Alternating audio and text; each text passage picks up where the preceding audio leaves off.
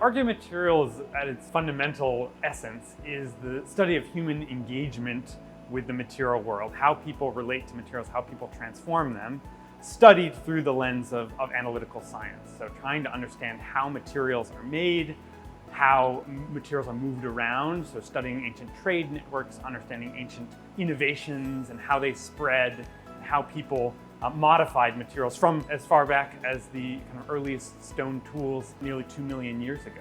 So it's a really exciting and dynamic field that kind of spans the full scope of human history. The other aspect is that students will have the chance to actually make and use materials, because I have a strong belief that by actually trying to do the things that ancient craftspeople did, you actually learn quite a lot about their thought processes, their decisions, and it actually makes you a better analytical scientist if you've actually tried to do something yourselves. So I'm quite excited. We have dedicated space on the Cranfield campus to do kind of experimental archaeology, including more kind of forensic taphonomy experiments, but we'll also be doing some pyrotechnological experiments with recreating traditional pottery firing and metal smelting, and that is integrated into one of the modules. Interesting question here would be, why are we doing that?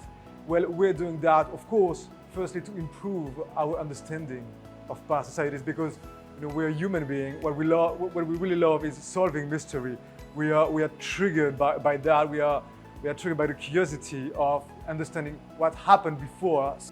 Students here will have the unique opportunity to actually have foot both in the lab and in the fieldwork. We will have the opportunity to work in many exciting projects in the UK, but also abroad, in Caucasus, in Sicily, in France. We have projects in Denmark, so we have projects all over Europe, definitely.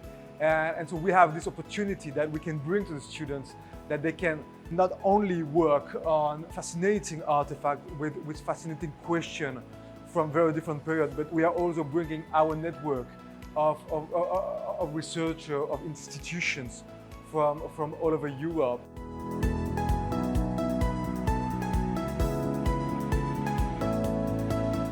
When you talk about invention, innovation, you might think of kind of a series of great inventors and innovators, most of whom lived in the last 200 years after the Industrial Revolution. Edison, Alexander Graham Bell, Steve Jobs, for instance. A lot of these are kind of generally, white, male, European, Euro-American individuals.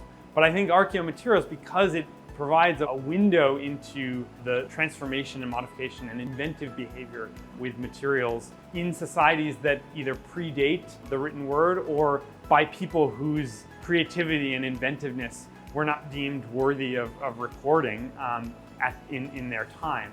And so I think the study of archaeomaterials really reveals that innovation is a kind of global human phenomenon.